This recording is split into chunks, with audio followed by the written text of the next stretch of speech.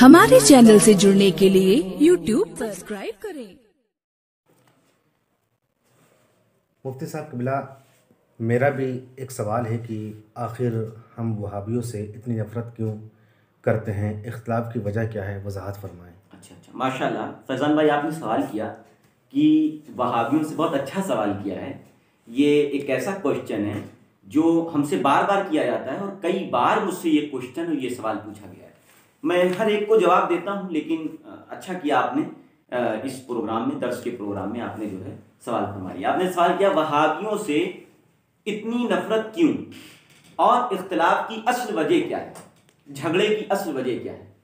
تو میں جواباً عرض کروں، بسم اللہ الرحمن الرحیم۔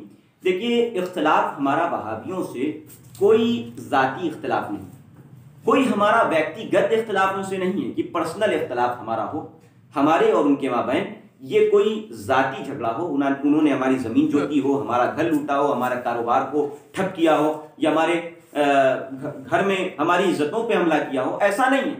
ویکتیگت ہمارا کسی بھی وہابی سے کوئی جھگڑا نہیں، ہمارا صرف ایک جھگڑا، اور وہ ناموس رسالت اور عزت رسول صلی اللہ علیہ وسلم کا جھگڑا ہے۔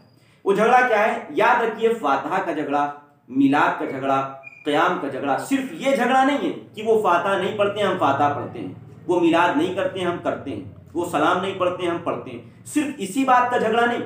مین اختلاف اور مین جھگڑا جس کی بنیاد پر وہابیوں سے ہم اتنی سخت نفرت کرتے ہیں، وہ اللہ اور اس کے رسول صلی اللہ علیہ وسلم کی شان میں جو وہابیوں کے علماء نے گستاخی کی ہیں، ان گستاخیوں کی بنیاد پر ہے۔ آپ کہیں گے کیا گستاخی کی؟ میں آپ کو فار ایگزامپل میں دکھاتا ہوں۔ یہ وہابیوں کے پہلے امام، ہندوستان میں پہلے امام وہابیوں کے، اسماعیل دہلوی، یہ شاہ اسماعیل دہلوی کی کتاب ہے، ان کی کتاب ہے صراط مستقیم۔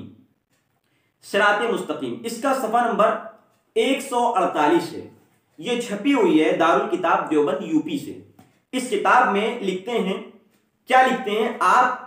میں کہتا ہوں اتنا سخت، یہ اتنی سخت کفریہ بات ہے کہ لکھنے والا سخت کفر میں مبتلا ہوا۔ کیا لکھا؟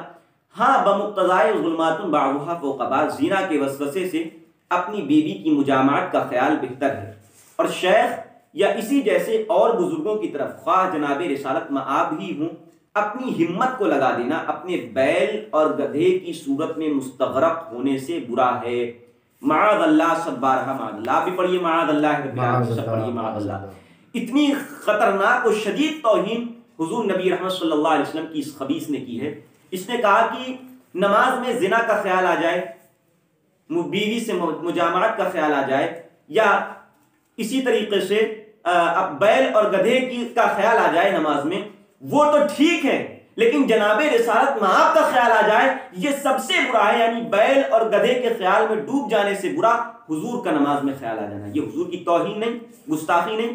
بخاری شریف کی حدیث پاک میں ہے، اللہ کے محبوب صلی اللہ علیہ وسلم کے ایک صحابی فرماتے سے پوچھا گیا، مسلم شریف کی حدیث میں، کہ اے خباب ابن ارت، حضور کیا ظہر اور عصر میں قرأت کرتے تھے؟ حضور ظہر اور عصر میں قرآن کی تلاوت کرتے تھے، قرأت کرتے تھے؟ تو انہوں نے کہا ہاں کرتے تھے۔ کہا کیسے کرتے تھے؟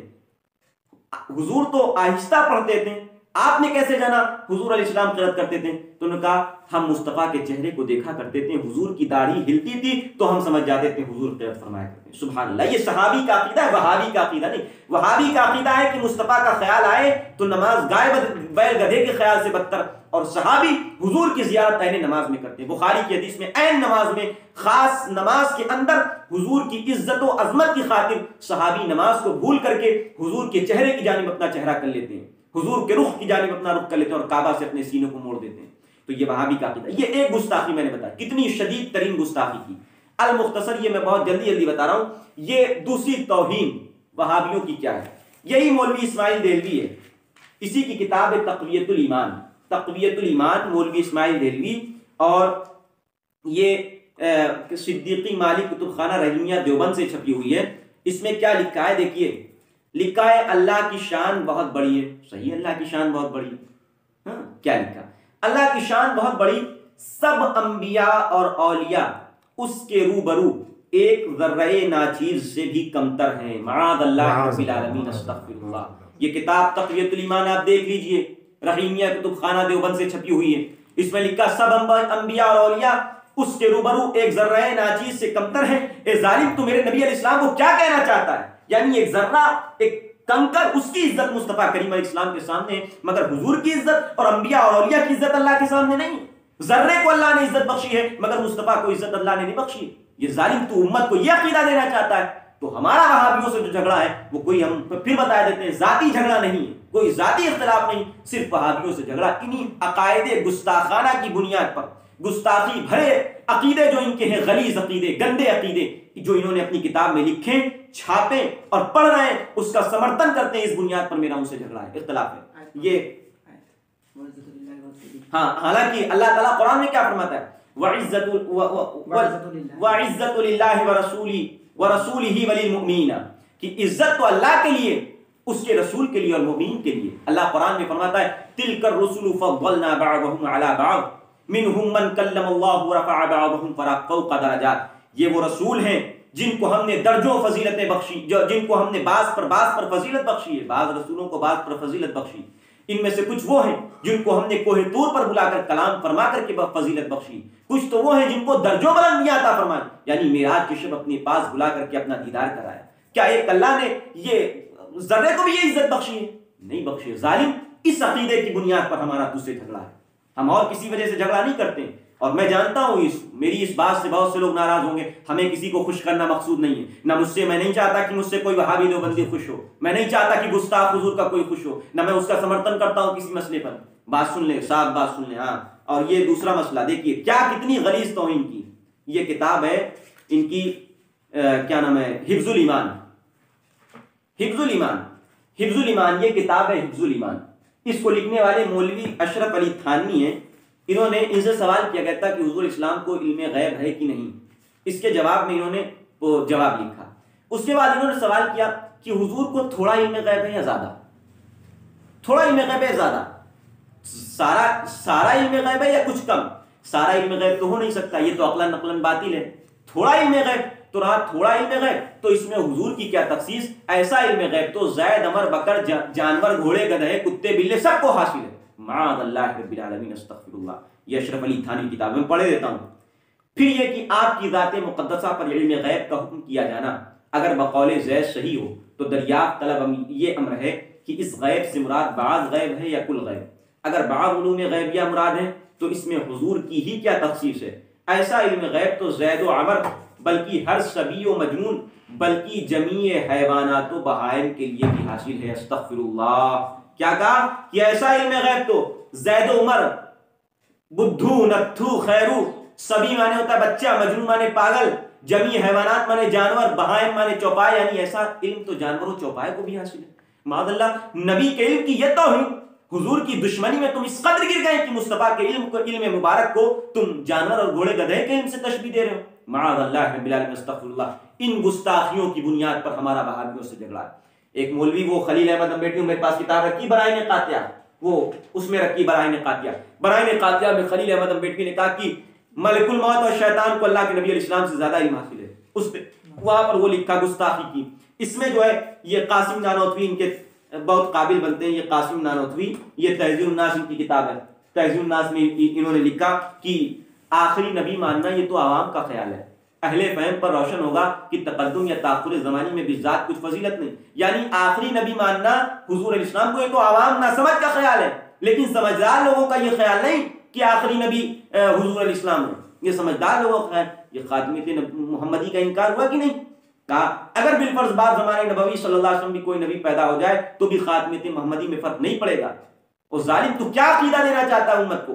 وہ خاتم النبیین کے خلاف عقیدہ دینا چاہتا ہے. اور تیری ہی عقیدے، تیری ہی اس عبارت کی بنیاد پر مرزا غلام احمد قادیانی نے نبوت کا دعویٰ کیا کہ مولوی قاسم نانوتوی یہ کہتے ہیں کہ اگر کوئی نبی آ جائے تو کوئی فرق نہیں پڑے گا. تو میں آ گیا غلام احمد قادیانی تو کیوں فرق پڑ رہا ہے؟ اگر آج فرانس گستاخی کرے حضور، میں آپ سے پوچھنا چاہتا ہوں، اگر کوئی حضور علیہ السلام کی شان میں آج فرانس یا نان مسلم ملک گستاخی کرے تو تم علم بغاوت لے کر کے اس کے خلاف اٹھ کھڑے ہوتے ہو. اور وہ نام نہاد وہابی بھی کھڑے ہو جاتے ہیں کہ ہم حضور کی محبت میں کر رہے ہیں. ارے تم اپنے پہلے ان مولویوں کی کتابوں کو تو جلاؤ جو تمہارے مولویوں نے اپنی کتابوں میں گستاخیاں کی ہیں, تمہارے مولویوں نے جو غلاظتیں اس میں لکھی ہیں. دیکھیے یہ فتاوی رشیدیہ ہے, اس میں کیا ہے فتاوی رشیدیہ, اسی تقویۃ الایمان کی عبارت کے بارے میں سوال ہوا کہ ہر مخلوق اللہ کی شان کے آگے, اللہ کے آگے چمار سے بھی زیادہ ذلیل ہے. اس کا کیا مطلب ہے؟ اس کا یہ سمرتن کرتا ہے اس عبارت کا کہ ہر مخلوق اللہ کی شان کے آگے, چمار کی عزت ہے لیکن اللہ کے محبوب علیہ السلام کی عزت نہیں, اللہ کے اولیاء کی اللہ کے نزدیک عزت نہیں. اسی نے اس میں لکھا کہ اللہ تعالیٰ جھوٹ بول سکتا ہے معاذ اللہ, جبکہ اللہ فرماتا ہے ان اللہ لا یخلف المیعاد, اللہ وعدہ خلافی نہیں فرماتا ہے. اللہ قرآن میں فرماتا ہے ومن اصدق من اللہ قیلا, کون ہے جو اللہ سے بڑھ کر کے سچا ہے؟ تو اللہ قرآن میں یہ کہے اور یہ کہے کہ اللہ خدا جھوٹ بول سکتا ہے معاذ اللہ. تو یہ گستاخیاں ہیں ان کی, یہ گستاخیاں, ان بنیادوں پر ہم جو ہے وہابیوں سے جھگڑا کرتے ہیں. یہ تقویۃ الایمان ہے, اس میں لکھا, میں بہت مختصر عقیدے بتا رہا ہوں کیونکہ وقت نہیں ہے, شارٹ میں بتا رہا ہوں. اسی تقویۃ الایمان میں اس نے لکھا, اسی وہابی نے لکھا کہ جو ہے جس کا کیا لکھا کہ میں بھی ایک دن مر کر مٹی میں ملنے والا ہوں. نبی علیہ السلام فرماتے ہیں میں بھی ایک دن مر کر مٹی میں ملنے. کیا اللہ کے نبی علیہ السلام مٹی میں مل گئے؟ معاذ اللہ, وہ تیرا خانہ ساز نبی ہوگا جو مر کر کے مٹی میں مل گیا. ہم سنیوں کا نبی الحمدللہ, حدیث پاک ہے ابو داؤد شریف کی, ان اللہ حرم علی الارض ان تاکل اجساد الانبیاء فنبی اللہ حی یرزق, کہ بے شک اللہ نے انبیاء کے جسموں کو زمین پر کھانا حرام فرما دیا تو اللہ کے نبی زندہ ہیں اور روزی دیے جاتے ہیں.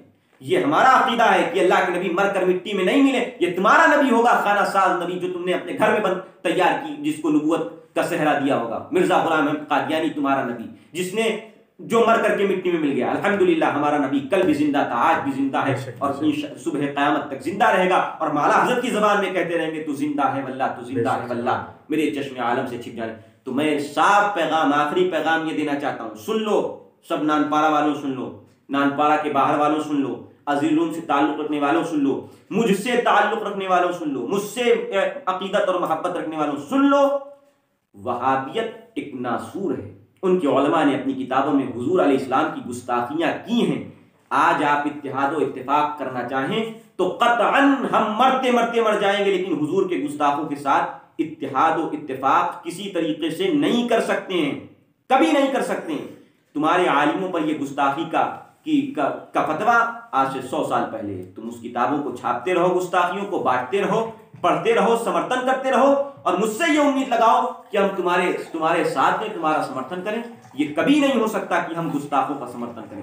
اللہ تعالیٰ ایسے بد مذہبوں سے. وہاں فیضان جواب ہو گیا آپ کا؟ جی جواب ہو گیا. تو اللہ تعالیٰ ہمارے تمام سنی بھائیوں کو محفوظ ہونا. سن لیجئے, وہابیوں کا جو یہ عقیدہ کتابوں میں لکھا ہے, جس کا بھی یہ عقیدہ ہے وہ کافر ہے, دائرہ اسلام سے خارج ہے, مرتد ہے اور کافروں سے بدتر ہے. جس کا یہ عقیدہ ہے وہابیوں میں, جس کا بھی عقیدہ, اور جس کا عقیدہ نہیں, لیکن ان لکھنے والے مولویوں کو جنہوں نے یہ گستاخیاں لکھی, آج تو کہہ دیتے ہیں نا بڑی آسانی کے ساتھ کہ ارے انہوں نے لکھا, مر گئے, چلے گئے, اب ہمیں کیا لینا دینا. تو سن لو, ان کو اپنا پیشوا بناؤ, امام بناؤ, رہبر بناؤ, قائد بناؤ, اور پھر کہو انہوں نے لکھا. جنہوں نے لکھا ان کو کافر کہیے کہ جنہوں نے حضور کی گستاخی کی. قرآن پاک میں حضرت آیت کریمہ کی والذین یؤذون رسول اللہ لہم عذاب علیم, کہ وہ لوگ جو اللہ کے رسول علیہ السلام کو تکلیف دیتے ہیں ان کے لیے دردناک عذاب ہے. ان الذین یؤذون رسول اللہ لعنہم اللہ فی الدنیا والآخرہ, کہ بے شک وہ لوگ جو رسول اللہ صلی اللہ علیہ وسلم کو اذیت دیتے ہیں تو اللہ ان پر دنیا میں بھی لعنت فرماتا ہے, آخرت میں بھی لعنت فرماتا ہے. یہ بلاسفیمی کا قانون شریعت مطہرہ میں موجود ہے. تو حضور کی گستاخی کرنے والا کافر ہے, مرتد ہے, دائرہ اسلام سے باہر اور خارج ہے. اس بنیاد پر یہ مولوی جنہوں نے ان باتوں کو اپنی کتاب میں لکھا, دائرہ اسلام سے باہر جہنمی ہے, جہنم میں. اور جو ان کو مسلمان مانے, ان کے اس عقیدے پر عمل کرے یا ان کے مسلمان ہونے کا یقین رکھے, وہ بھی اسی حکم کفر کے تحت داخل ہوگا. لہذا توبہ کیجئے. کوئی کسی وہابی سے کسی سنی کا نکاح نہیں ہو سکتا ہے, یہ بھی سن لیجئے. کسی وہابی سے کسی سنی کا نکاح نہیں ہو سکتا. کوئی مولوی نکاح پڑھائے اگر وہابی سے تو وہ خود حرام کاری کا دروازہ کھولنے والا ہوا. سنی اگر وہابی سے نکاح کرتا ہے تو حرام کاری کا دروازہ کھولتا ہے. بچے پیدا ہوتے ہیں سب غیر حلالی پیدا ہوتے ہیں, سب غیر حلالی بچے پیدا ہوتے ہیں. وہابی سے سلام کرنا ناجائز و گناہ اور حرام ہے. اور اسی طریقے سے ان کی نماز جنازہ پڑھنا یہ بھی ناجائز و حرام ہے. اگر ان کو مسلمان جان کر کے نماز پڑھ رہا ہے، جو یہ عقیدہ وہابی رکھتے ہیں، اگر ان کو مسلمان جان کر کے نماز پڑھ رہا ہے تو خود اس پر حکم کفر ہوگا، نکاح بھی ٹوٹے گا، ایمان بھی ٹوٹے گا، مرید ہوگا تو بیعت بھی ٹوٹے گی، دوبارہ پھر سے کلمہ پڑھے، مسلمان ہو، پھر سے نکاح کرے، تجدید نکاح کرے، تجدید بیعت کرے۔ یہ بہت واضح اور صاف حکم ہے، ہم اس میں کوئی ذرہ برابر بھی مداہنت روادار نہیں ہے، اور سن لیں کوئی بھی اس میں ذرہ برابر بھی مداہنت کا روادار نہ ہو، یہ عقیدہ حق ہے۔ تو ہمارے چینل کو سبسکرائب کریں اور بیل آئیکن پر کلک کریں۔